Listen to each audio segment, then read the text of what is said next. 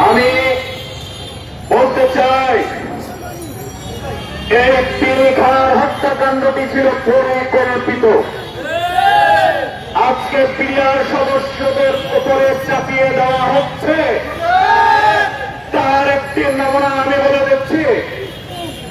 পৃথিবীর কোন পিলখানায় কোন সেনা ঘাঁটিতে একসাথে অস্ত্র এবং গোলাবারুদ থাকিয়েন না, তাহলে গোলাবারুদ আর অস্ত্র কিভাবে এক হতো?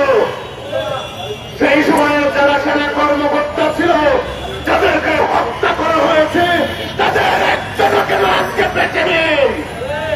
আমরা শুনতাম তাদের মুখে কি ঘটেছিল সেদিন, আমরা কেন সেটি শুনতে পারলাম না?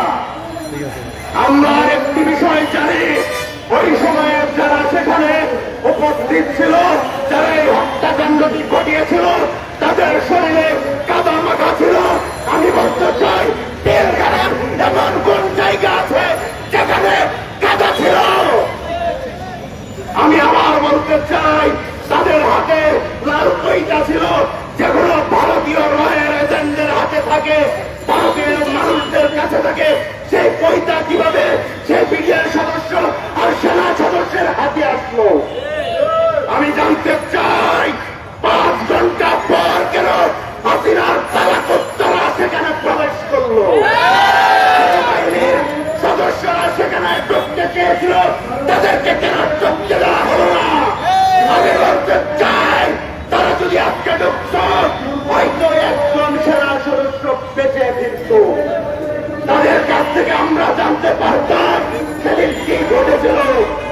আজকে নিরপরাধ একদম নিষ্পাপ ব্যক্তিদেরকেও অন্যায়ভাবে গ্রেফতার করে রাখা হয়েছে, তাদের বিরুদ্ধে মামলা করা হয়েছে এবং যারা দোষী তাদেরকেও রাখা হয়েছে। আমরা বলতে চাই, যেহেতু চাপের মুখে আপনারা তদন্ত কমিটি গঠনের ঘোষণা দিয়েছেন, এমন তদন্ত কমিটি গঠন করতে হবে যেটা সর্বজনীন ভাবে মেনে নেয়। আর যদি জনগণ সেটা না মেনে নেয়, আপনাদের মুখের উপর ছুড়ে ফেলে, তাহলে বুঝতে হবে আপনারা ভারতের দাবিদারি করছেন। আমরা বলতে চাই, হাসিনার সময় একজন সেনা কর্মকর্তা ছিলেন, যে ব্যক্তি যে হাসিনার মুখের উপর কাগজ ছুড়ে ফেলে বলে দিয়েছিল, আমি আপনার পক্ষে তদন্ত রিপোর্ট দিতে প্রস্তুত নই। আজকে আমি বলছি, তাকে তদন্ত কমিটিতে অন্তর্ভুক্ত করতে হবে। আমি বলছি, সাংবাদিক মাহমুদুর রহমান ভাইকে অন্তর্ভুক্ত করতে হবে, ইলিয়াসকে অন্তর্ভুক্ত করতে হবে, পিনাকিকে অন্তর্ভুক্ত হবে, দেশপ্রেমী মানুষদেরকে অন্তর্ভুক্ত করতে হবে, যারা নিরপেক্ষ তদন্ত করতে পারবে, যারা এই অন্যায়ের প্রতিবাদের জন্য আইনকে যথাযথ পথ দেখাতে পারবে, তাদেরকে তদন্ত কমিটিতে অন্তর্ভুক্ত করতে হবে। যদি সেটি না করা হয়, জনগণ ছুড়ে ফেলে দিবে, জনগণ ছুড়ে ফেলে দেবে। কারণ আপনারা সেদিন বসেছিলেন কোথায় আমরা জানি, সেটা পিলখানা হত্যাকাণ্ডের 2 দিন আগে হোটেল সঙ্গীতের সুরক্ষায় আপনারা বসেছিলেন। আমি আরো পরিষ্কার করছি, আওয়ামী লীগের যুগ্ম সাধারণ সম্পাদক মির্জা আলমের নেতৃত্বে 23শে জানুয়ারি ওই হোটেল স্ট্যান্ডিতে বসে ভারতের হাই কমিশনের সাথে আপনারা কি করেছেন সেটা আমরা জানতে চাই। কোন মিডিয়ায় আসেনি, কোন ব্যক্তি বলে নেই, এটাই সত্য, বাস্তব এবং চিরন্তন সত্য। সেদিন কেন আপনারা ঠিক 2 দিন আগে বসেছিলেন? কি এমন আলোচনা হয়েছিল যার পরে আমাদের পিয়ার বাইরেকে শেষ করে দেওয়ার একটি নীল নকশা করা হয়েছিল? প্রিয় বন্ধুগণ, সর্বশেষ একটি কথাই বলতে চাই, সুষ্ঠু তদন্ত করতে হবে, সঠিক বিচার করতে হবে, নির্দোষীদেরকে অবিলম্বে মুক্তি দিতে হবে, অবিলম্বে মুক্তি দিতে হবে। ধন্যবাদ।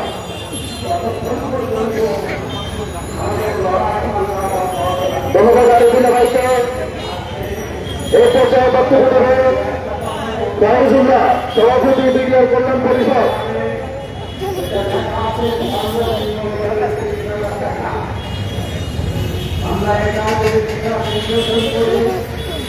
আমরা দেখতে পাবো আমরা আজকে যারা ঢাকা শহরে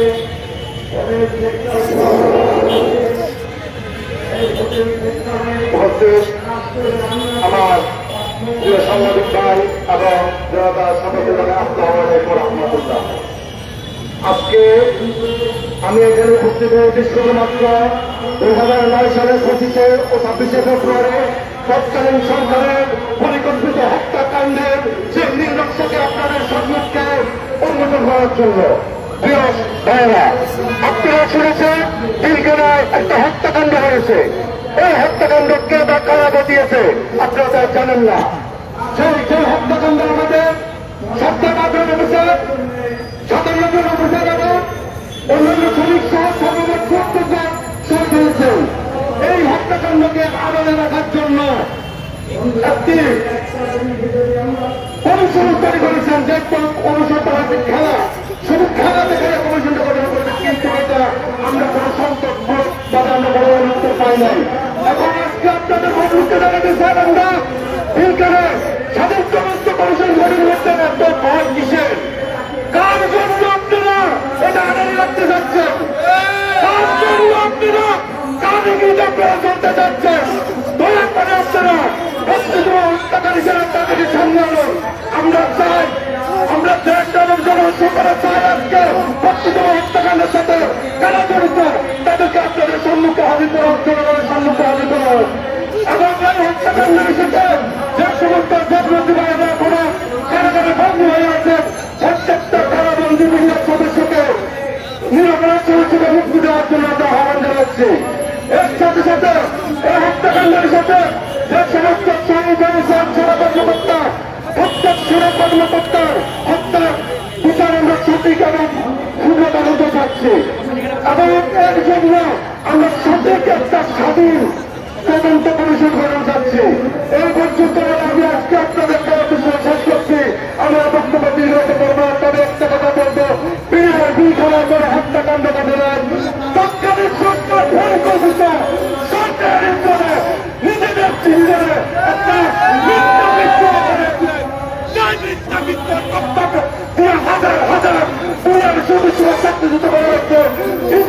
বাংলাদেশের মাটিতে আমরা সেনাবাহিনী পরিবার এবং বিনিয়োগ পরিবার এখন কাজ করতেছে। ইনশাল্লাহ বাংলার জমিনে বিচার করে আপনার সরকারকে আমরা সম্মান করে রাখতেছি। আমরা নয় আগস্ট ছাত্র জনতার আন্দোলনের পর আমরা কথা বলার অধিকার পেয়েছি। আমরা কিন্তু 9 আগস্ট পুরো বাংলাদেশ একটা আন্দোলন ডাকিয়েছি। আপনাদের কাছে প্রত্যেক জেলাতে স্মারকলিপি জমা দিয়েছি, কিন্তু আপনাদের কাছ থেকে কোনো ইতিবাচক সেবা পাইনি। আমরা শান্ত আছি, আমরা সাহিত্যিক শ্রমিক আমাদের সাহিত্য করতে দেন। আমরা আমাদের সমস্ত চাকরিচিত অফিসার আছে, ব্যবসায়িক কর্মী আছেন, আমরা সকল মিলে একত্র নামি তাহলে একটা দাবি দেখবেন। কিন্তু আমরা কোনো আনসার লীগ হতে চাই না, রিক্সা লীগ হতে চাই না। আমরা আপনাদের সহানুভূতি জানাচ্ছি। এইভাবে আজকের মতো আমি বক্তব্য শেষ করছি। আসসালামু আলাইকুম ওয়া রাহমাতুল্লাহ।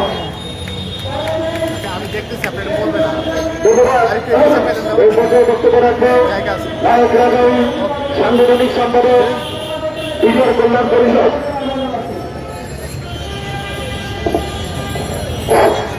বিসমিল্লাহির রহমানির রহিম। উপস্থিত আজকে নাগরিক ভোট বিনিময় সভার আয়োজক গণ অধিকার পরিষদকে আমার পক্ষ থেকে বাংলার শুভেচ্ছা অভিনন্দন জানাই। আজকের এই বাংলাদেশের একটি কিছু মুহূর্তে যেখানে আমাদের ছাত্র জনতা আন্দোলনে আমাদের এই আন্দোলনের আমাদের ইন্দিরা গভর্নমেন্ট আমাদের জনগণের পাঁচ বুঝতে পেরে আমরা দেখেছি আমাদের তদন্ত দলের গঠন করার নামে বিভিন্ন নাটক করছে। এক নাটকের অনুসার চাই ছাত্র জনতা বিভিন্ন মিডিয়া দেখে দেখে আপনাদের বোঝা উচিত সীমান্ত হিসেবে উপযুক্ত রাখিয়েছে।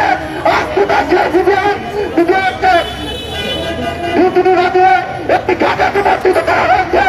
আজকে সেই ঘাট আর সীমান্তে দেখো বিভক্ত হচ্ছে বিভাগের মতো চিৎকার থেকেছে। আমাদের ছাড়েরা আছেন, আমাদের সদ্য ছাড়েরা আছেন, এরা আমাদের সম্পর্কে খুব ভালো পাবেন, এরা আমাদের সম্পর্কে পারবেন, এরা আমাদের বক্তব্য শেষ করছে। ধন্যবাদ, ধন্যবাদ।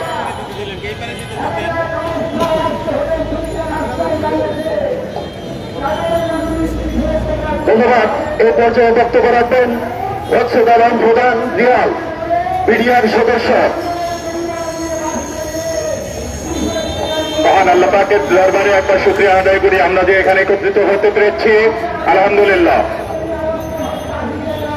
আজ যেখানে দাঁড়িয়ে আছি এই দাঁড়াতে পারিনি আমরা 5ই আগস্টের আগে, যাদের নেতৃত্বে এই দেশ আরেকবার স্বাধীন হয়েছে তাদের প্রতি আমরা শ্রদ্ধা নিবেদন করছি। আবু সাইদের মতো ছেলে টুকটাকে দিয়ে দিয়েছে এই দেশকে স্বাধীন করার জন্য। স্বাধীনতা আমরা শুনেছি 16ই ডিসেম্বর, কিন্তু স্বাধীনতা হয়েছে 5ই আগস্ট। প্রকৃত স্বাধীনতা আমরা পেয়েছি 5ই আগস্টের পরে। সত্যিকার অর্থে আমরা বিডিআর সৈনিক। আমরা বলতে পারি না 2009 সালে পিলখানায় কি ঘটেছিল, কারা এসেছিল, কারো একটা জিমে করে কারা আসলো, হাইয়াত গাড়িতে কার ছিল, সেদিন সেই হাইয়াত গাড়িতে করে কে বের হয়ে চলে গেল, পিলখানার 3 নম্বর গেট দিয়ে কারা বের হয়ে গেল।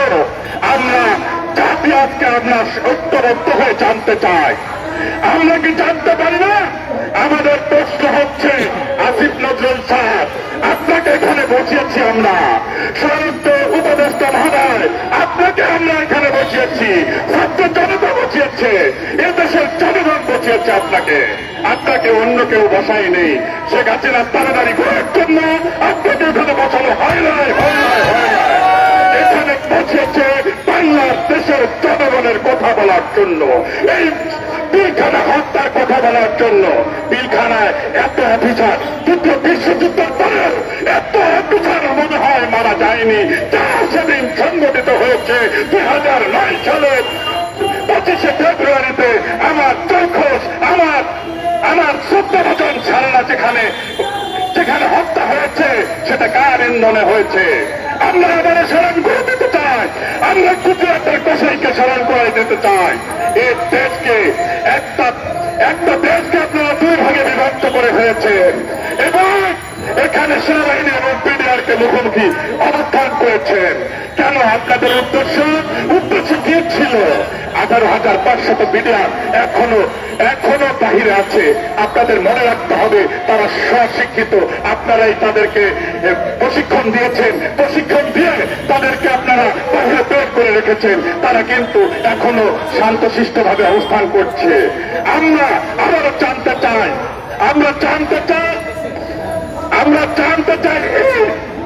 2009 সালের 25 এবং 26শে ফেব্রুয়ারি বিচার কি আমাদের স্বরাষ্ট্র উপদেষ্টা মহোদয় করবেন কিনা, আইন উপদেষ্টা মহোদয় ওনাকে নির্দেশ দেবেন কিনা? আর যদি নির্দেশ আপনারা না দেন, আমাদের এই যে যারা এখানে আমাদেরকে ডাকিয়েছে তাদের নেতৃত্বে ইনশাল্লাহ 18,500 মিলিয়ন আমরা চাই 18,500 বিডিআরের কিছু সংখ্যক বিডিআর এখনো জেলখানার অধিক কষ্টে জীবনযাপন করছে। তাদেরকে অতি সত্তর আপনারা মুক্তি দিন। মুক্তি চাই, মুক্তি চাই, মুক্তি দিয়ে দিন। আমাদেরকে স্বাধীনভাবে বসবাস করতে দিন। এদেশের সন্তান আমরা প্রত্যেকটি ইঞ্চি মাটি এদেশকে রক্ষা করার জন্য আমরা যখন সরকার আমাদেরকে ডাক দেবে আমরা ইনশাল্লাহ সেনাবাহিনীর পাশে থেকে কাঁধের কাঁধ মিলে আমরা তাদের সঙ্গে যুদ্ধ করতে প্রস্তুত আছি, থাকবো। আমি এই বলে আমার বক্তব্য শেষ করছি।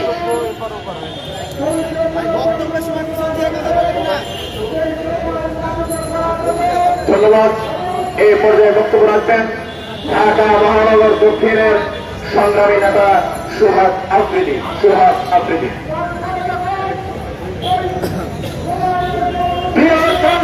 উপস্থিতি সবাই আমার সালাম গ্রহণ করবেন।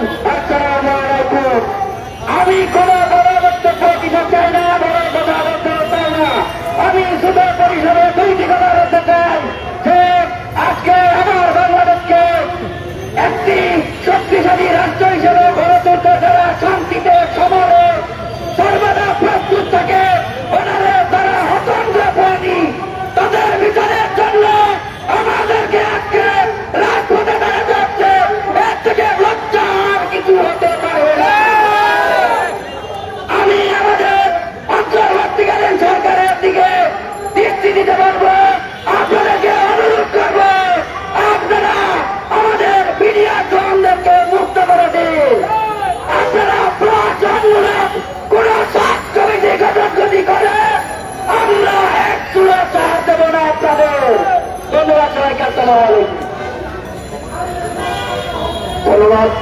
এই পর্যায়ে বক্তব্য রাখবেন লেফটেন্যান্ট গভর্নর মেহেদী হাসান।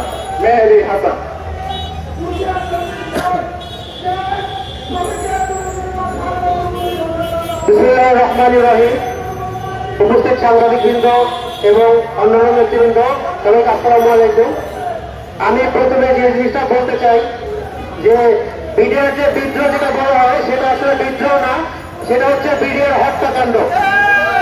যারা ওই দিন ওই নৃশংস পোশাক পরিহিত অবস্থায় ছিল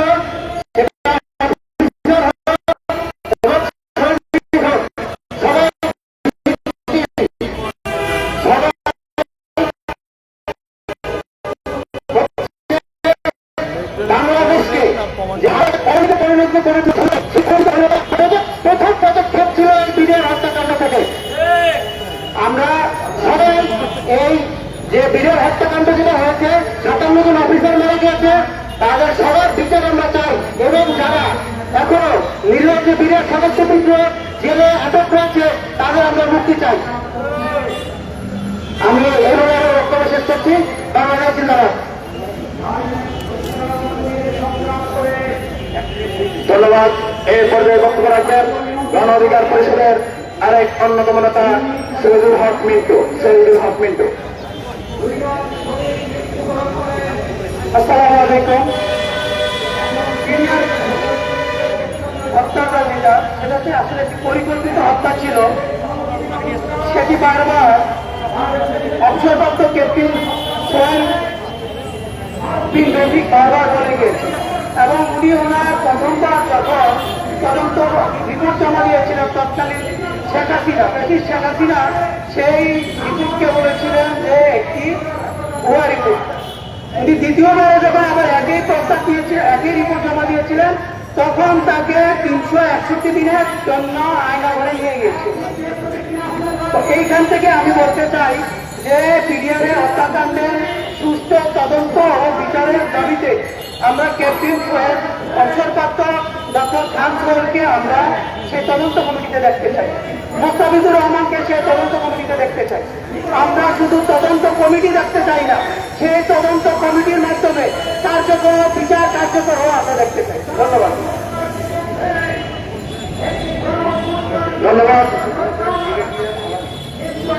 আমাদের মধ্যে উপস্থিত হয়েছেন ইতিমধ্যে ব্রিগেডিয়ার আলামিন সাহেব। এই পর্যায়ে বক্তব্য রাখবেন অ্যাডভোকেট আব্দুল আজিজ। আমি হচ্ছি পিলখানায় যে হত্যাকাণ্ড ঘটছে ওইখানে আমার বাবা কারা বিচারিত, এবং ওনাকে পিলখানায় ইঞ্জেকশন দিয়ে, মানে কারাগারে ইঞ্জেকশন দিয়ে তাকে হত্যা করা হয়। আমি শুধুমাত্র আমার বাবা নয়, আমার বাবা সহ যাদেরকে 700 জনকে রিমান্ড ইউনিয়ন হত্যা করা হয় প্রত্যেকজন বিডিআর সদস্য বিচার চাচ্ছি আজকে, এবং সাথে সাথে যারা জেলখানে আছেন তাদেরকে অতিবিলম্বে মুক্তি দিন, এবং তদন্ত কমিটিতে অবশ্য ক্ষতিগ্রস্ত পরিবার এবং সব পরিবারের পক্ষ থেকে প্রতিনিধি রাখতে হবে। এগুলো আমার বক্তব্য শেষ করছি। আসসালামু আলাইকুম।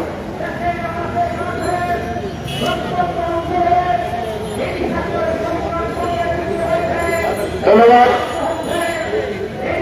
এই পর্যায়ে বক্তব্য রাখবেন গণ অধিকার পরিষদের আরেক নেতা মুজাহিদুল ইসলাম।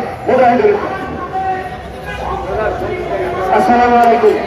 আসলে পিলখানা হত্যাকাণ্ডটি যে হয়েছে এটা হাসিনার দীর্ঘমেয়াদী ক্ষমতায় থাকার জন্য এই পরিকল্পিতভাবে এই হত্যাটি করা হয়েছে। এর কারণ তারা জানতো যে আমার মন চাই যদি দেশ পরিচালনা করতে হয় তাহলে সবার আগে দেশপ্রেমিক সেনা বিচারগুলোকে হত্যা করতে হবে। এবং আরেকটি কথা যে ব্যারিস্টার ফজলুল তাপস এই পিলখানা হত্যাকাণ্ডের আগে থেকেই 3 মাস আগে থেকেই বিরিয়ার মসজিদে পিলখানা মসজিদে উনি জুম্মার নামাজ আদায় করতে যেত এবং জুম্মার নামাজের পরে কিছু ওনাদের পরিকল্পিত ব্যক্তির সাথে কি মিটিং উনি করেছিল এটা আমরা জানতে চাই। এবং এখানে ভারতের ইন্ধন আছে। ভারতে জানে এই দেশে যদি আমাদের আধিপত্য বিস্তার করতে হয় সবের আগে আমাদের দেশপ্রেমিক সেনা অফিসারগুলোকে হত্যা করতে হবে। এবং এটা শেখ হাসিনার অনেক একটি পরিকল্পিত হত্যাকাণ্ড অনেক আগে থেকে উনি পরিকল্পনা করেছিল। এবং আপনারা জানেন এর সাথে যারা যারা চলছে জাহাঙ্গীর কবির নানক, ফজলুল তাপস, তৎকালীন স্বরাষ্ট্রমন্ত্রী সহ এদের সুস্থ তদন্ত আমরা চাই। আসসালামু আলাইকুম। ধন্যবাদ। এই পর্যায়ে বক্তব্য রাখবেন গভর্নর অবসরপ্রাপ্ত হান্নান মৃধা। গভর্নর অবসরপ্রাপ্ত হান্নান মৃধা।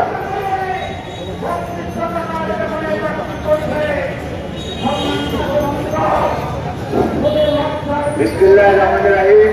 আসসালামু আলাইকুম। আমি একটু সংক্ষেপে বলছি। প্রথম হচ্ছে যে বিডিআর হত্যাকাণ্ডটা যার নির্দেশে হয়েছিল তার নাম শেখ হাসিনা। শেখ হাসিনার ব্যক্তিগত চিফ সিকিউরিটি তার নাম ছিল জিয়াউর রহমান। সে হলে গিয়ে ওষুধের বসবে মৃত্যুর আগে সে চলে গেছে। রিমোট কন্ট্রোল দিয়ে শেখ হাসিনা বিডিআর হত্যাকাণ্ড নাম্বার 1। নাম্বার 2, বিডিআর বাইসেন্টিনিয়াল গেট থেকে সোজা সদরের দূরত্ব মাত্র 300 গজ। শেখ হাসিনা সেভাবে থাকত।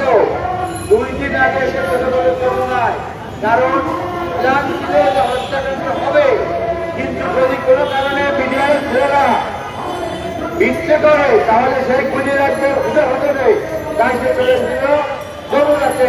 নাম্বার 2।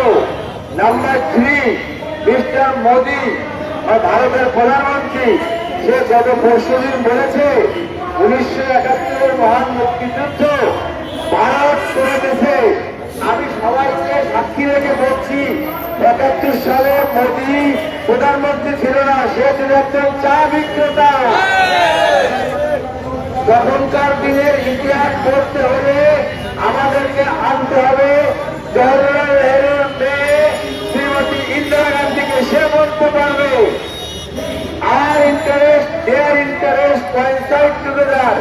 আমাদের স্বার্থ ভারতের স্বার্থ মিলে আমরা পাকিস্তানের বিরুদ্ধে যুদ্ধ করেছিলাম। অর্থাৎ মোদী ভুল এবং মিথ্যে কথা বলেছে। গত পরশুদিন আমি জেনেছি ভারতের সেনাবাহিনী প্রধানের অফিস থেকে 16 ডিসেম্বরের ওই ইয়েটা লিফলেটটা নামাই ফেলেছে।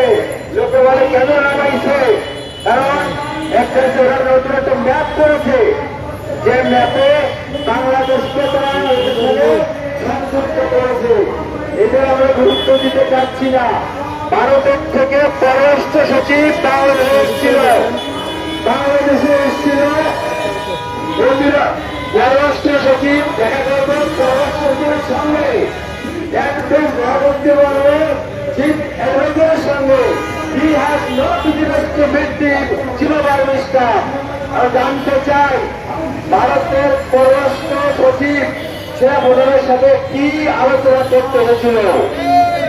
এইটা it will not be allowed to happen.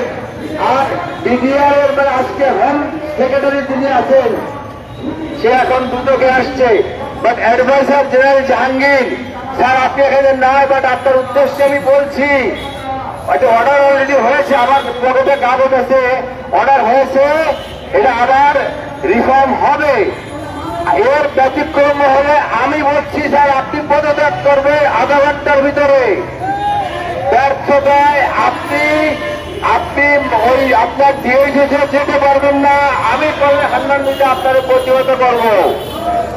Asif Nazrul সাহেব আপনাকে শ্রদ্ধা করি, আপনাকেও বলছি আপনি যদি কোন অবস্থাতেই ডক্টর ইউনূসের বিরুদ্ধে রাষ্ট্রের স্বার্থের বিরুদ্ধে একটা বাক্য উচ্চারণ করেন, আপনাকে প্রতিহত করা হবে অত্যন্ত নির্মম নিষ্ঠুর ভাবে।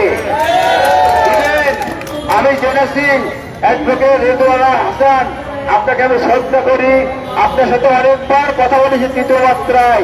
আমি চাই না, এইখানে কিন্তু শেখ হাসিনা নাই যে আপনার স্বামীকে আটকায় রেখেছিল, এখন যদি সেই অবস্থা নাই, আপনাকে তো অনুরোধ করছি, বিডিআর হত্যাকাণ্ডে যে সমস্ত অভিযুক্তকে হত্যা করা হয়েছে এবং তাদের বিরুদ্ধে মিথ্যে কথা বলে বিডিআর সদস্যকে হত্যা করা হয়েছে, এর পূর্ব তদন্ত করতে হবে এবং সেই তদন্তে যারা যাবে আমরা তাদের প্রতি তীক্ষ্ণ দৃষ্টি রাখবো, কেউ আপোষ করতেছে কিনা, বাড়ি রেখে দিচ্ছে কিনা ওই বেগম পাড়া বা অন্য কোনো কোথায়।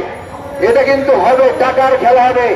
ভারত কোন অবস্থাতেই এইটা করতে দিবে না, তার কারণ অলরেডি ভারতকে সব প্রতিবেশী হিসেবে রাষ্ট্র হিসেবে বয়কট করেছে আমেরিকা।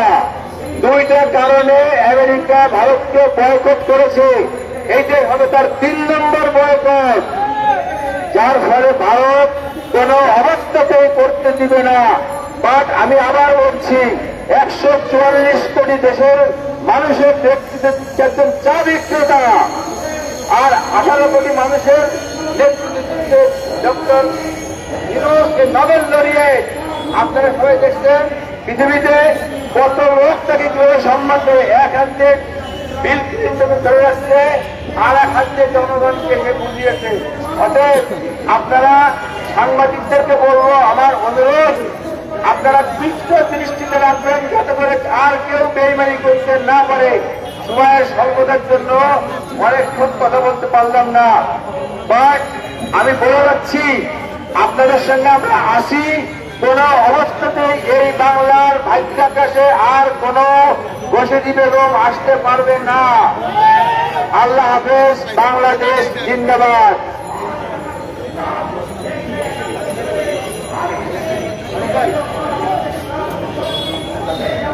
ধন্যবাদ।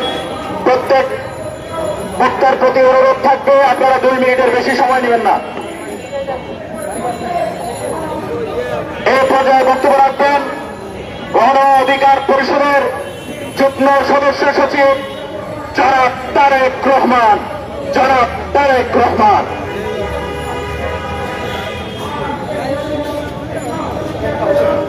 আসসালামু আলাইকুম। বাংলাদেশ নামক রাষ্ট্রের বিরুদ্ধে ভারতের যে ষড়যন্ত্র, এই ষড়যন্ত্র প্রথম শুরু হয় এখানে বিডিআর বিদ্রোহের নামে বা বিডিআর হত্যাকাণ্ডের নামে, পিলখানা হত্যাকাণ্ড। আমি এটাকে যদি বিডিআর বিদ্রোহ বলি, বিডিআর হত্যাকাণ্ড বলি, তাহলে বলতে হয় সেনাবাহিনী ভার্সেস আমাদের বিডিআর ভাইরা লড়াই হয়েছে। কিন্তু এটা আমরা সবাই বুঝতে পারছি এটা একটা ষড়যন্ত্র, ভারতীয় ষড়যন্ত্র। তাই আপনাদের কাছে অনুরোধ, এইটাকে পিলখানা হত্যাকাণ্ড আপনারা বলবেন। পিলখানা হত্যাকাণ্ড, আমাদের এই পিলখানায় ভারতীয়দের হত্যাকাণ্ড ন্যারেটিভ বদলে দিয়েছে যে আমাদের ভাইয়েরা ভাইদেরকে হত্যা করেছে। এইখানে যে একটা ষড়যন্ত্র, তার প্রমাণ কিছুক্ষণ আগে আমাদের এখানে আমাদের বোন সেনা কর্মকর্তা তানভীর, তার ওয়াইফ এখানে আছেন, ওনাকে নজরদারি করতে সারাক্ষণ, এবং এইখানে এসে ওনার ছবি তোলে, এইখানে এসে ছবি তোলে, এইখানে গোয়েন্দাগিরি মারাতে আসছে এনএসআইয়ের লোকেরা, বিভিন্ন গোয়েন্দা সংস্থার লোকেরা। আমি বলবো এইরকম কাজ করেন না, আমরা কিন্তু আপনাদেরকে আটকায় রাখবো, এখানে আটকায় রাখবো। এখানে যদি আপনারা, আমরা এটা গণ অধিকার পরিষদের পক্ষ থেকে উদ্যোগ নেওয়া হলো, আমরা এটা এমন একটা উদ্যোগ নিয়েছি যেখানে নির্দোষ মিডিয়ার সদস্যরা মুক্তি পাবে, যেখানে প্রকৃত অপরাধীরা সাজা পাবে। এবং আমি ঘিরে দেবেন, যখন সিদ্ধান্ত নিয়েছিল যে তদন্ত কমিশন হবে না, অর্থাৎ শেখ হাসিনা যাদের নামে মামলা দিয়েছে তাদেরকে দোষী সাব্যস্ত করা হবে। আমার কথা, শেখ হাসিনা হত্যাকাণ্ড ঘটিয়েছে, তাহলে শেখ হাসিনা যাদের নামে মামলা দেবে তারা যেমন করে দোষী হয়, এইটাই আমরা বোঝাতে হবে। প্রকৃত অপরাধীকে ধরতে হবে, ওসব মামলাকে রিভিউ করতে হবে, রিভাইজ করতে হবে,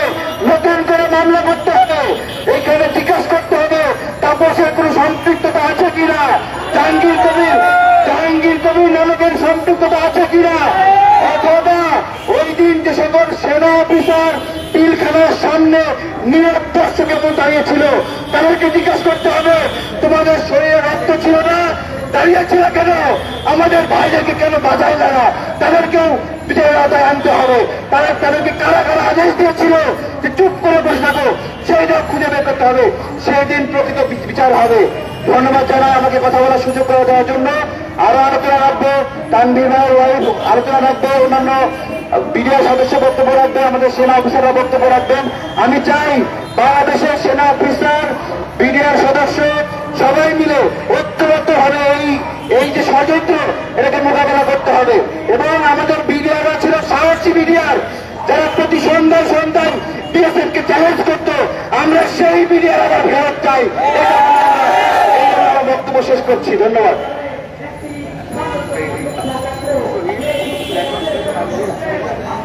ধন্যবাদ তারেক ভাইকে। এ পর্যায়ে বক্তব্য রাখবে শহীদ মেজর তানভীর হাসানের স্ত্রী।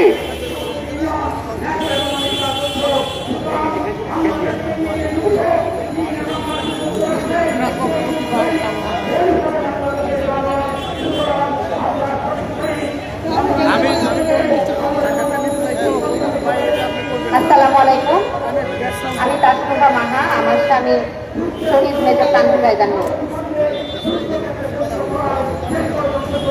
25 ফেব্রুয়ারি আমার হাজব্যান্ড 7:40 বাসা থেকে বের হয়ে যায়। এরপর তার সাথে আমার দুবার ফোনে কথা হয়েছিল। তখন তার কাছ থেকে আমি জানতে পারি যে দরবার হলে কিছু বিশৃঙ্খলা হয়েছে, কিন্তু সে কখনোই বলে নাই যে সেখানে কোনো সৈনিকরা বিদ্রোহ করেছে। যে ঘটনাটাকে এ পর্যন্ত সাজানো হয়েছে যে বিদ্রোহ, এটা কখনো বিদ্রোহ ছিল না। এরপরে আমি 2.5 থেকে 3 মাস পরের কথা বলি। আমার সংসার ছিল 34 রাইফেল ব্যাটালিয়নে রংপুরে। সেখানে আমি মালপত্র উঠানোর জন্য গেছিলাম। সেখানে যাওয়ার পর ওখানে জওয়ানরা এত কান্নাকাটি করেছেন, তারা বলছিল যে আজকে যদি আমরা একজনও থাকতাম তখন ম্যাডামকে এভাবে একা ফিরত আসতে হতো না, বাচ্চারা বাবা ছাড়া হতো না। আমাদের মধ্যে যে সম্পর্কটা ছিল জওয়ানদের এবং অফিসারের, সেটা কখনো বিদ্রোহ দিয়ে শেষ হতে পারে না। এখানে যেটা বোঝানো হয়েছে যে বিদ্রোহ, আপনারা কেউ প্লিজ এটাকে বিদ্রোহ বললেন না। জওয়ানরা কখনো বিদ্রোহ করতে পারে না, বিপদগামী হতে পারে কিন্তু বিদ্রোহ করতে পারে না।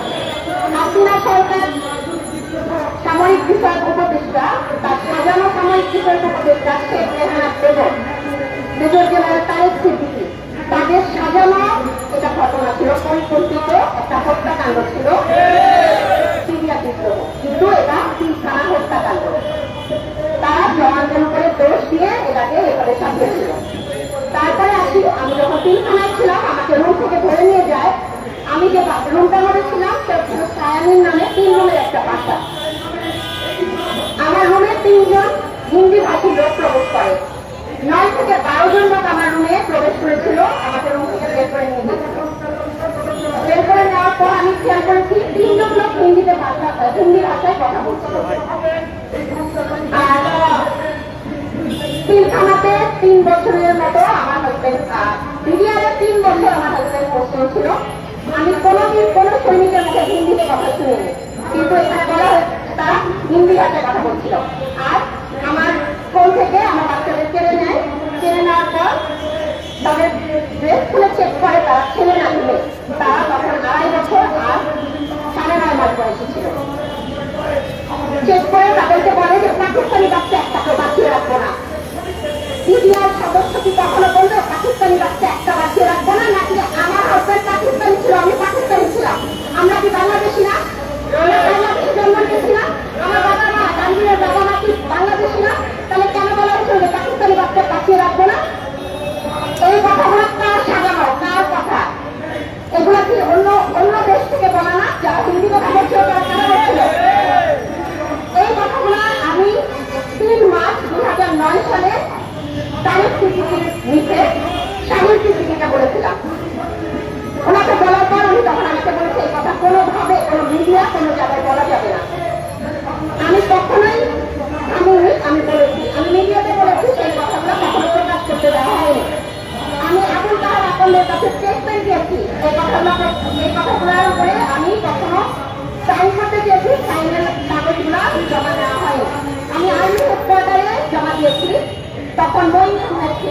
কিন্তু এই জিনিসগুলো তারা রাখেনি। আমাকে তারা পরিকল্পিতভাবে তৈরি করে দিয়েছে যে স্টেটমেন্ট, ওখানে সাইন করতে বলেছে, জেলায় হিন্দি ভাষার কথাটা লেখা ছিল না, কিন্তু আমি সেখানে সাইন করিনি। তার কারণে আমাকে এই পর্যন্ত, মানে আজকে দিন পর্যন্ত, একটু আগে এলাকায় একজন লোক এসে আমাকে হেল্প করেছে। এই ঘটনাগুলো আমার সাথে ভিত্তিতে ভিড় হয়ে যাচ্ছে। আমার ছোট্ট সন্তানকে আইসিসি থেকে পাস করা হয়েছে এবং আমি কোনো কিছু নিয়ে, কোনো বাহিনীকে নিয়ে ছোট করে কথা বলতে চাচ্ছি না, কিন্তু অনেকের অযোগ্য সন্তান থাকছে এবং যোগ্য সন্তানকে বাদ দেওয়া হচ্ছে। লেফটেন্যান্ট জেনারেল মুজিবের সন্তান এবার 87তম রং করছে, অফিসার হয়ে বের হয়েছে। সেই খুনি একজনকে বরখাস্ত করা হয়েছে, সে তো পালিয়ে গেছে। তার ছেলে কি এখন আর্মি অফিসার হতে পারে? আমাদের এত কমিটমেন্ট দেওয়া হয়েছে, আমি সেগুলো যাচ্ছি, কিন্তু আমার সন্তান যেমন করে পাস করার পর সেই থেকে পাস করার মতো সন্তান হতে পারে? তাকে প্রথমে অনেক অপমান করা হয়েছে, আমি গেলাম না। আমি যতটা বলতে চাই আমার সন্তানকে কেন পাস করা হয়েছে, কারণ আমি হিন্দি ভাষা এখনো শুনতে পাই। আমি সেপ্টেম্বরে শুনেছি, আমি অক্টোবর মাসে শুনেছি। আমার স্টেটমেন্ট নেওয়া এখনো হয় না। আমি সেনাপ্রধানের কাছে দরখাস্ত করেছি, আমার দরখাস্তের কোনো উত্তর আসে নাই। 3টা দরখাস্ত করেছি। আমি সেনাপ্রধানের সাথে 6 অগাস্ট থেকে আমি 5 নভেম্বর পর্যন্ত দেখা করতে চেয়েছি। ব্রিগেডিয়ার জেনারেল এহসান আছেন, উনি কোনোভাবেই এটা দেখা করতে দিচ্ছেন না। আমার হাজবেন্ডের লাশটা আজ পর্যন্ত আনআইডেন্টিফাই, আমাকে এটা কোনোভাবেই ব্যবস্থা করে দেওয়া হচ্ছে না যে আমি কিভাবে আমার হাজবেন্ডের ডেড বডিটা পাবো। এখন পিডিআর সদস্য যারা আছেন তারা তো অনেকে কষ্ট করছে, তাদের পরিবার কষ্ট করছে, তারা নির্দোষ অবস্থায় জেলে আছে, তাদের জামিন হচ্ছে না। এগুলো কি কোনো বিচার হবে না? তারা তো বিচার পাবে না। আমরা তো পাচ্ছি না, তারাও পাচ্ছে না। এই বিচার আমরা কার কাছে পাবো? কমিটি হবে, এভাবে চলতে থাকবে। এটা একটা চলমান প্রসেসিং থাকবে, কতদিন থাকবে? সবকিছু হবে আমি বুঝলাম, কিন্তু কতদিন আপনারা আমাদের সাহায্য করেন যেন আমরা এই জিনিসটা খুব দ্রুত সঠিকভাবে বিচার পাই। ধন্যবাদ।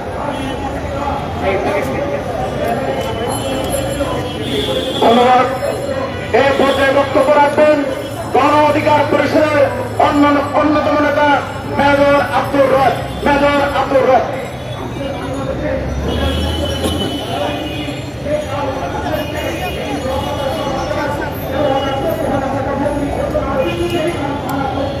মাননীয় প্রধান উপদেষ্টা মাস্টার ডক্টর মোহাম্মদ ইউনূস, আপনাকে বলতে চাই, আপনি কি ভয় পাচ্ছেন?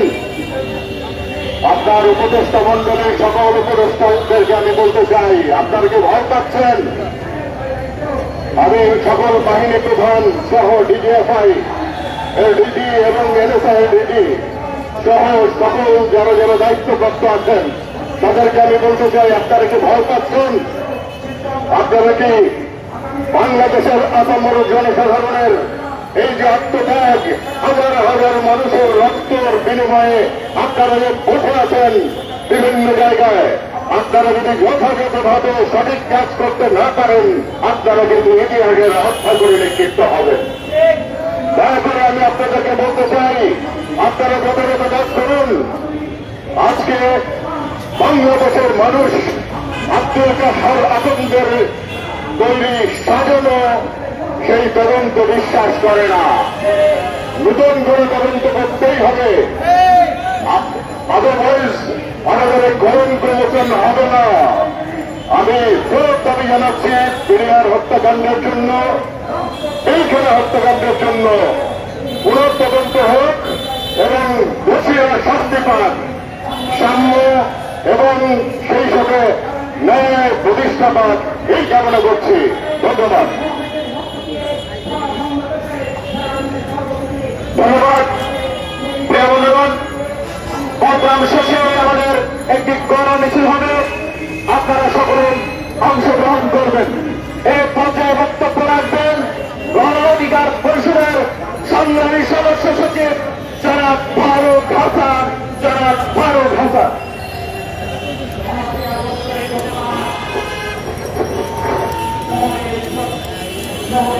বন্ধুগণ, 2009 সালের 25শে ফেব্রুয়ারি পিলখানায় ভারতীয় পরিকল্পনায় যে নারকীয় একটি হত্যাকাণ্ড, সেই হত্যাকাণ্ডের প্রতিবাদে আজকে আমরা বিডিআরের সদস্য এবং তাদের পরিবারের লোকজনকে নিয়ে জাতীয় প্রেস ক্লাবের সামনে দাঁড়িয়েছি। প্রথম বক্তব্যটি হবে 2009 সালের 25শে ফেব্রুয়ারি আমাদের পিলখানায় যে নারকীয় হত্যাকাণ্ড ঘটেছিল, এটি ছিল একটি পরিকল্পিত ভারতীয় পরিকল্পনার হত্যাকাণ্ড। কিন্তু এই হত্যাকাণ্ডকে ভারত এবং আওয়ামী পরিকল্পনায় বিডিআর বিদ্রোহ বলে চালিয়ে দেওয়ার চেষ্টা করেছে দীর্ঘ 15টি বছর। আমরা বলতে চাই, বিডিআর হত্যাকাণ্ডকে যারা বিডিআর বিদ্রোহ বলে চালিয়ে দিতে চাই, তারা প্রত্যেকে র এবং ভারতের দালাল। এই ভারতের দালালদের হাত থেকে এই বাংলাদেশকে আমরা মুক্ত করেছি, কিন্তু পরিপূর্ণ মুক্তি আমরা এখনো লাভ করি নাই। 25শে ফেব্রুয়ারি কি ঘটেছিল সবাই জানেন। এটি পানির মতো পরিষ্কার। এটি উন্মোচনের জন্য ইউরোপ আমেরিকা থেকে বিশেষজ্ঞ আমদানি করার প্রয়োজন নেই। শুধুমাত্র দরকার সচেতনতা এবং নৈতিক জায়গা থেকে স্ট্রংনেস। এই সরকার যদি তাদের নৈতিক জায়গা থেকে এই ঘটনার পরিপূর্ণ একটি তদন্ত করার উদ্যোগ নেই, আমি মনে করি আগামী 1 মাসের মধ্যে এই বিডিআর হত্যাকাণ্ডের পুঙ্খানুপুঙ্খ তদন্ত রিপোর্ট আমরা জনগণের সামনে উন্মোচন করতে পারবো। 25শে ফেব্রুয়ারির সেই কারবার সবাই জানেন। কেন ভারত আমাদের সেনাবাহিনীর মেরুদণ্ড ভেঙে দিতে চাইল? ভারত জানে আমাদের বিডিআর ছিল আমাদের সীমান্তের টাইগার। এই বিডিআরকে বলা হতো আমাদের সীমান্তের বাঘ। এই সীমান্তের বাঘের সাথে 2008 সালের পূর্বে ইন্ডিয়া কোনদিন কোন লড়াই জিততে পারে নাই। 2003 সাল উত্তরাঞ্চলের সেই পাকিস্তানে আমাদের বিডিআরের সাথে ভারতের বিএসএফ এর একটি রক্তক্ষয়ী লড়াই হল। সেই লড়াইয়ে আমাদের বিডিআরের কয়েকজন জওয়ান যে বীরত্বের সাথে ভারতের বিএসএফ কে পরাজিত করেছিল, সেটা আমাদের ইতিহাসে আদর্শ নাম করে লেখা রয়েছে। সেদিনই ভারত সিদ্ধান্ত নিল বাংলাদেশের সেনাবাহিনীর মেরুদণ্ড ভেঙে দিতে হবে, এই বিডিআরকে ধ্বংস করতে হবে। এই বিডিআর থাকলে আমরা আমাদের সীমান্তে বাংলাদেশকে কাবু করতে পারবো না। তৎকালীন সময় বিএনপি সরকার ক্ষমতায়, দেখুন খালেদা জিয়া প্রধানমন্ত্রী, দেখুন খালেদা জিয়াকে দিয়ে ভারত তাদের এই সত্য বাসনা বাস্তবায়নের চেষ্টা করলেন। কিন্তু দেখুন খালেদা জিয়া আপসহীন নেত্রী হওয়ার কারণে ভারতের কাছে মাথা নত করলেন না। ওই সময়ের পত্রিকাগুলোতে দেখবেন এভাবে হেডলাইন হচ্ছে ভারতের পিঠে খালেদার চাবুক, এরকম অসংখ্য হেডলাইন দেখতে পাবেন। যখন এই খালেদা জিয়া রাজি হলেন না, ঠিক তখনই রয়ের পরিকল্পনায় ভারত সিদ্ধান্ত নিল বিএনপিকে হটিয়ে আওয়ামী লীগকে ক্ষমতায় বসাতে হবে। একমাত্র আওয়ামী লীগকে ক্ষমতায় বসিয়ে আমরা আমাদের সিদ্ধান্ত বাস্তবায়ন করব। এরপরে বাঙালি আসলো, সেটাও ভারতের ফসল, ভারতের পরিকল্পনা। এরপর 2008 সালের 30শে ডিসেম্বর নির্বাচন হলো। সেই নির্বাচন পরিপূর্ণভাবে ভারতীয় ইঞ্জিনিয়ারিং এর মাধ্যমে হাসিনাকে ক্ষমতার চেয়ারে বসানো হলো। হাসিনা ক্ষমতায় বসলেন জানুয়ারি মাসে 2009 সাল। আর 25শে ফেব্রুয়ারি এরকম একটি নারকীয় হত্যাকাণ্ড ঘটল। আপনাদেরকে প্রশ্ন করতে চাই, 1.5 মাসের মাথায় এরকম একটি নারকীয় হত্যাকাণ্ড পূর্ব পরিকল্পনা ছাড়া সম্ভব কিনা? কোনোভাবেই সম্ভব নয়। এই পরিকল্পনা দীর্ঘদিনের। প্রিয় বন্ধুগণ, কথা বলতে চাই না, একটাই কথা, একটাই আবেদন। আমাদের এই হত্যাকাণ্ডে মূল আসামি 1 নম্বর আসামি খুনি হাসিনা, 2 নম্বর আসামি আবাইদুল কাদের, 3 নম্বর আসামি জাহাঙ্গীর কবির, 4 নম্বর আসামি শরৎ দাস। এরপরে ধারাবাহিকতা যারা জড়িত এদের প্রত্যেককে এই মামলাগুলোতে অন্তর্ভুক্ত করতে হবে। কিন্তু আমরা ব্যথিত হয়েছি, কষ্ট পেয়েছি যখন এই সরকারের আইনমন্ত্রী বলে আগের মামলাগুলো বিচার কার্য শেষ হোক, তারপরে কমিশন করবো। এই আইনমন্ত্রীকে জানিয়ে আগের মামলাগুলো কারা করছে? আগের মামলাগুলো হয়েছে হাসিনার আমলে। প্রত্যেকটা মামলা মিথ্যা বানোয়াট ভিত্তিহীন অভিযোগে আমাদের নিরপরাধ বিডিআর সদস্যদেরকে আসামি বানানো হয়েছে, সেনা কর্মকর্তাদের আসামি বানানো হয়েছে। আজকে বছরের পর বছর আমাদের বিডিআর ভাইরা সেই কারাগারের অন্ধ প্রকোষ্ঠে সেখানে ঢুকে ঢুকে তারা মরছে। আর এই আইন ব্যবস্থা বলে আগের মামলাগুলো শেষ হোক। ওয়াজের আদেশ করেছেন আসিফ নজরুল সাহেব, আপনার অভিজ্ঞতা থাকলে ইতিহাস খেতে রাখুন, তথ্য যাচাই করুন। তবে এই হত্যাকাণ্ড নিয়ে ভারতের নীল নকশা বাস্তবায়নের চেষ্টা করলে জনগণ পিঠের চামড়া ঠিক রাখবে না। একবারেই পরিষ্কার, এই হত্যাকাণ্ড আমাদের অস্তিত্বের সাথে জড়িত, বাংলাদেশের সার্বভৌমত্বের সাথে জড়িত। এটা নিয়ে কেউ যদি তাল বাহানা করার চেষ্টা করে আমরা বসে থাকবো না। আজকে বলা হচ্ছে ভারত আমাদের বন্ধু। 1971 সালে মুক্তিযুদ্ধে ভারত থেকে আমাদের মিত্র সহযোগিতা করেছে। এটা টোটালি ফোকাস মিথ্যাচার। ভারত কোনদিন বাংলাদেশের স্বাধীনতা সার্বভৌমত্বকে স্বীকারই করে নাই। ভারত শুধুমাত্র চেয়েছিল বাংলাদেশ যাতে পাকিস্তানের কাছ থেকে কাট অফ হয়ে যায়। এতটুকুই, এর বাইরে ইন্ডিয়া আর একচুল পরিমাণ সামনে চাই। স্বাধীনতা মানে কি? ফ্রিডম মানে কি? ইন্ডিপেন্ডেন্স মানে কি? আরেকটা দেশের কাছে লোকজন হয়ে নামানামা করা? নো, সেটার মানে স্বাধীনতা নয়। স্বাধীনতা মানে বিশ্ব দরবারে মাথার উঁচু করে দাঁড়ানো, বিশ্ব দরবারে চোখে চোখ থেকে বার্গেনিং করা, নিজের দেশকে তুলে ধরা, এটাই স্বাধীনতা। আর ভারত এটা কোনোদিন চায় নাই। ভারত চেয়েছে বাংলাদেশ পাকিস্তানের কাছ থেকে আলাদা হোক আর ভারতের মুখাপেক্ষি থাকুক, ভারতের উপরে ডিপেন্ডেন্ট থাকুক, ভারতের উপরে নির্ভরশীল থাকুক। এটাই ইন্ডিয়া 1971 সালে চেয়েছিল। আর 54 বছর সেটাই বাস্তবায়ন হয়েছে বন্ধুগণ। যাই হোক, কথা বলাতে চাই না। পরিশেষে একটাই আবেদন থাকবে আমাদের, আমরা এই বিজেপিকে দেখতে চাই না। এই বিজেপিকে অনতি বিলম্বে পরিবর্তন করে বিডিআর বানাতে হবে। আমরা বিডিআর চাই, আমাদের সীমান্তরক্ষী বাহিনী, আমরা বিডিআর চাই, বিজেপি নয়। আর বিজেপির হত্যাকাণ্ডে যারা এখন কারাগারে বন্দী তাদের অনতি বিলম্বে মুক্তির ব্যবস্থা করতে হবে, মুক্তি দিতে হবে। আর এই ঘটনার পুঙ্খানুপুঙ্খ তদন্তে একটি জাতীয় কমিশন গঠন করতে হবে। সেই কমিশনে আর্মির সাবেক অফিসাররা থাকবেন, মানবাধিকার কর্মীরা থাকবেন, বিচার বিভাগের আপিলিয়েট ডিভিশনের 2 জন বিচারপতি থাকবেন। এদের সমন্বয়ে একটি জাতীয় তদন্ত কমিশন করতে হবে। এর বাইরে যদি ভারতবাদীর কোন কমিশন করা হয়, আমরা সাথে সাথে নিরাগ হয়ে ছুড়ে ফেলবো সেই কমিশনকে। আল্লাহ হাফেজ।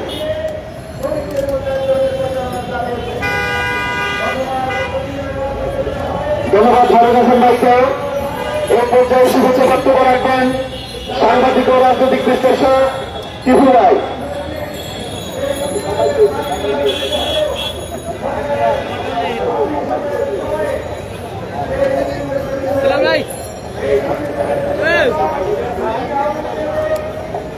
বেলাল ভাই ওটা লেন নিচে নিচে উপরে দাঁড়ান। আসলে আমি এসেছি এখানে আপনাদের সাথে সংহতি জানান। তো আমি এখানে দীর্ঘক্ষণ বসে আছি, একটা স্মৃতি আমি রোমন্থন করছি। 83 সালে ঠিক প্রেস ক্লাবের সামনে থেকে আমাকে কারারুদ্ধ করা হয়েছিল। আপনারা নিশ্চয়ই জানেন 82 সালে মুচকুন্দ দুবে নামে একজন অ্যাম্বাসেডর ছিলেন এখানে, হাই কমিশনার। উনি একজন এনএসআই অফিসারকে থাপ্পড় মেরেছিলেন। এরই প্রতিবাদে আমরা হরতাল দেখেছিলাম এই ঢাকা শহরে। আমাকে এই প্রেস ক্লাবের সামনে থেকে কারারুদ্ধ করা হয়েছে, অ্যারেস্ট করা হয়েছে এবং আমি 11 মাস জেলে ছিলাম, বিশেষ ক্ষমতা। তো বন্ধুরা, যে কথাটি বললেন ফারুক ভাই চমৎকার করে বলেছেন। ফারুক ভাই কথার পরে আমার কোনো কথা নেই, একটি কথা শুধু বলতে চাই। আমি গতকালকে, বিশেষত আজকে সকালে এই স্বরাষ্ট্র উপদেষ্টার কথা শুনে আমি একটু হতাশ হয়েছি। উনি নাকি লোক খুঁজে পান না। এই তদন্ত কমিটি কেউ বলে আগ্রহী হয় না। আমার প্রশ্ন, তদন্ত করতে হবে, তদন্ত কমিটি গঠন করতে হবে এবং অধিক সংখ্যক সদস্য যারা ক্ষতিগ্রস্ত হয়েছে তাদেরকে রাখতে হবে। এবং সেই সঙ্গে আরেকটি কথা বলতে চাই, বন্ধুরা, ভারত পরিকল্পিতভাবে এই হত্যাকাণ্ড সংঘটিত করেছে এবং এই ভারত কোন অবস্থাতেই বাংলাদেশের বন্ধু রাষ্ট্র না, এটি শত্রু রাষ্ট্র। এবং যে তদন্ত করা হয়েছে সাইকো হাসিনার আমলে, সেই তদন্ত বাদ দিতে হবে, সেই তদন্ত ছুঁড়ে ফেলে দিতে হবে, নতুন করে তদন্ত করতে হবে। সবাইকে সভাপতি জানাচ্ছি নাগরিক টিভির পক্ষ থেকে। আমি জিতু রহমান, ভালো থাকবেন সমাজ।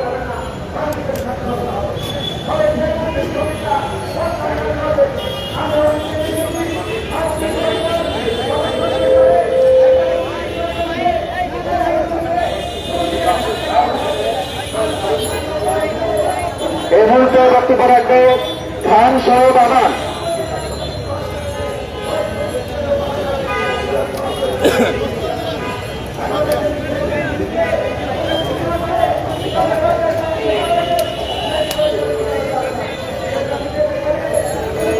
আসসালামু আলাইকুম, আমি খান সাহেব আমানুল্লাহ।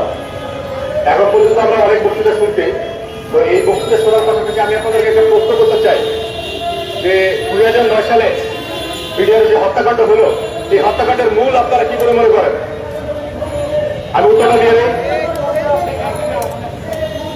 2001 সালে রৌমারিতে ভারতের যারা বিএসএফ তারা ঢুকে গিয়েছিল। ঢুকে যাওয়ার পরে ওইখানে আমাদের গ্রামবাসী যারা সাধারণ মানুষ ছিল, আপনারা যদি তাদের সাথে কথা বলেন তাহলে জানতে পারবেন যে তারা একজন নিরস্ত্র বাঙালি 10 জন অস্ত্র সহ বিএসএফ কে ওখানে শেষ করেছিল। এইটাই কিন্তু আমাদের বাংলাদেশের মানসিক শক্তি। বাংলাদেশ হিসেবে আমরা নিরস্ত্র একজন 10 জন 71 সালে যেমন পাকসেনার সাথে যুদ্ধ করেছি, ঠিক একইভাবে যুদ্ধ করেছিলাম।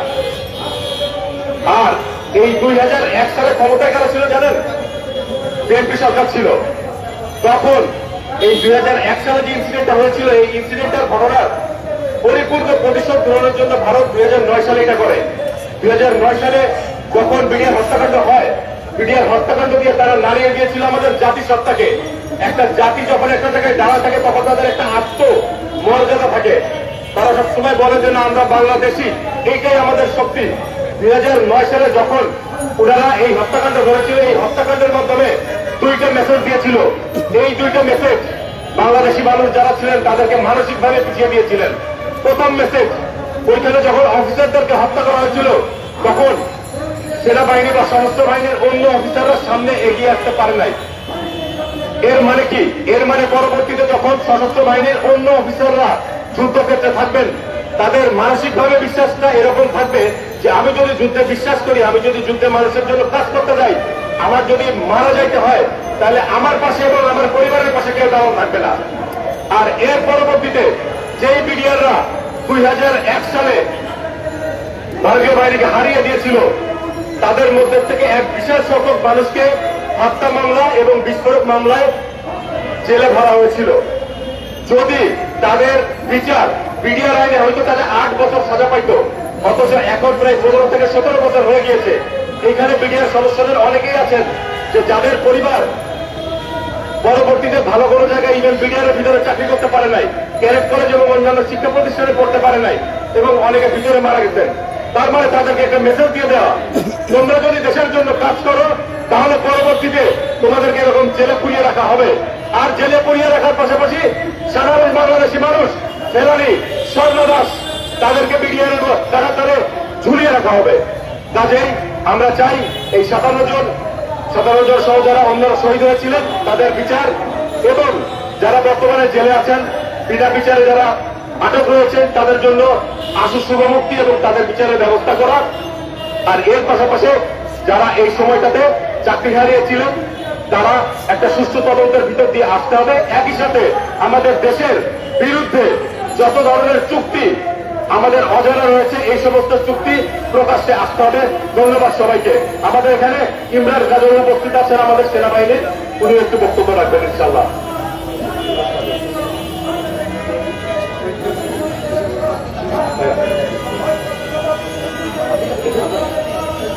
ধন্যবাদ। এই পর্যায়ে বক্তব্য রাখবেন লেফটেন্যান্ট ইমরান কাজন।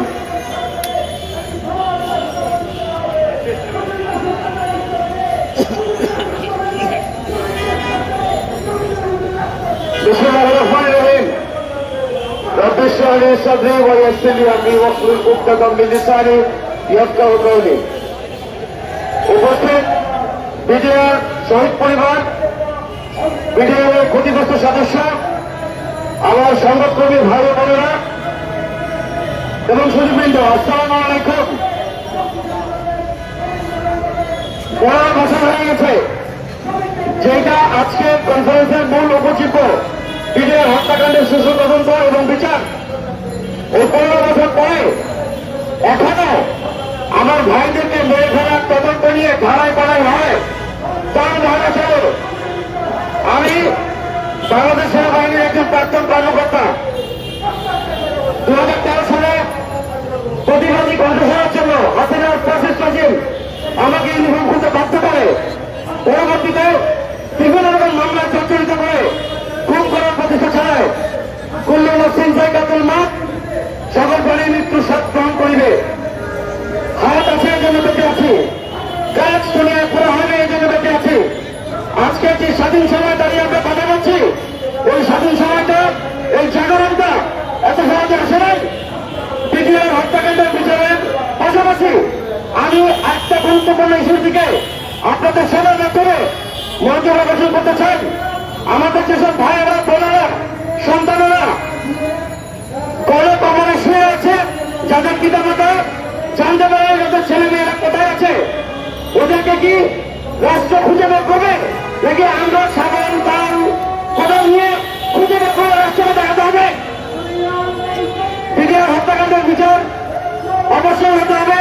কোন শক্তি, কোন রিজনাল পলিটিক্স, কোন ডিপ্লোমেসি এই হত্যাকাণ্ডের বিচার থেকে আমাদেরকে থামিয়ে রাখতে পারবে না ইনশাআল্লাহ। আপনারা সবাই ভালো থাকবেন। বাংলাদেশ জিন্দাবাদ।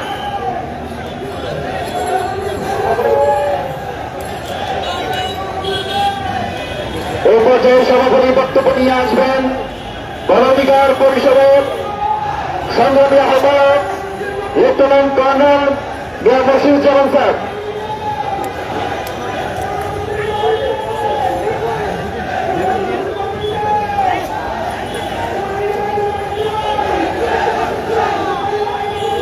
অবসরগত কর্নেল মিয়া মশিউজ্জামান।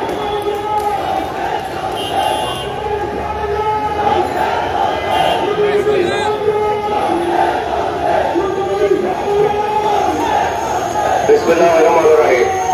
উপস্থিত সুধীবৃন্দ, আজকে এই সভায় আগে বিডিআরের সদস্যবৃন্দ এবং আমার প্রিয় সেনাবাহিনীর সদস্যবৃন্দ, একজন অফিসার্স লেডি আছেন এখানে, আপনাদের সবাইকে স্বাগত জানিয়ে ধন্যবাদ জানিয়ে আমার বক্তব্য শুরু করছি। আপনারা নিশ্চয়ই জানেন যে বাংলাদেশের সার্বভৌমত্বের সব থেকে বড় প্রহরী হচ্ছে বাংলাদেশ সেনাবাহিনী, আর তারপরেই বিডিআর। এই দুইটা বাহিনীকে পিলখানা যে হত্যাকাণ্ড ঘটানো হয়েছে, এটা ভারতীয় বাহিনীর একটা খুব সূক্ষ্ম প্ল্যানিং এবং তাদের দোষর খুনি হাসিনার সহযোগিতায়, দল হিসেবে আওয়ামী লীগের সহযোগিতায় এই বাংলাদেশে কার্যকরী করা হয়েছে। এমন ভাবে এটা প্ল্যান করা হয়েছে যেখানে 57 জন সেনাবাহিনীর অফিসার মারা যাওয়াতে সেনাবাহিনীর মনোবল অনেকটা নষ্ট করা গেছে। একই সময়ে বিডিআর বাহিনীকে এই সেনাবাহিনীর খুনি হিসাবে প্রমাণ করার একটা প্রচেষ্টা করেছে ভারত এবং তার দোষর খুনি হাসিনা। আওয়ামী লীগ এবং খুনি হাসিনা ভারতীয়দের সাথে এই জঘন্য একটা কাজের জন্য আমরা সবাই নিন্দা জানাই, ধিক্কার জানাই এবং চিনে রাখি আমাদের চিরশত্রু এই ভারত এবং তাদের দোসর শেখ হাসিনার আওয়ামী লীগকে। আপনারা বাংলাদেশি যারা আছেন তারা যদি পুরো দেশের উপরে, সেনাবাহিনীর উপরে এবং বাংলাদেশের দ্বিতীয় শক্তি বিডিআরের উপরে আওয়ামী লীগ এবং ভারতীয় বাহিনীর এই আচরণের কথা কোনোদিন ভুলে যান, তাহলে আপনারা মনে রাখবেন আপনারা বিপদে আছেন। শত্রু চিনতে হবে এবং শত্রুকে সারা জীবনের জন্য চিনতে হবে। ভারত আমাদের একটা পার্শ্ববর্তী দেশ, তাদের সাথে আমাদের অনেক বিষয়ে আলোচনা হবে, ব্যবসা হবে, আত্মীয়তা হবে, বন্ধুত্ব হবে, কিন্তু কখনোই কেউ ভাববেন না আমাদের সার্বভৌমত্বের বিনিময়ে বা সার্বভৌমত্বের বিন্দুমাত্র ছাড় দিয়ে ভারতকে আমরা কোন রকম কিছু সুযোগ দেব। ভারতকে এটা বুঝতে হবে, বাংলাদেশের সাথে বন্ধুত্ব করতে হলে, বাংলাদেশের সাথে কোনো ব্যবসা বাণিজ্য করতে হলে আমাদের সার্বভৌমত্বকে কটাক্ষ করা বা এটার দিকে কোন অন্যরকম দৃষ্টিতে তাকানো আমরা সহ্য করব না। বাংলাদেশে গত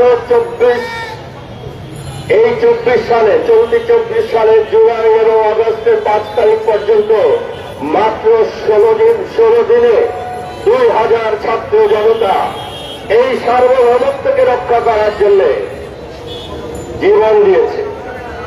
আরো 30,000 তাদের হাত পা বা চোখ হারিয়েছে।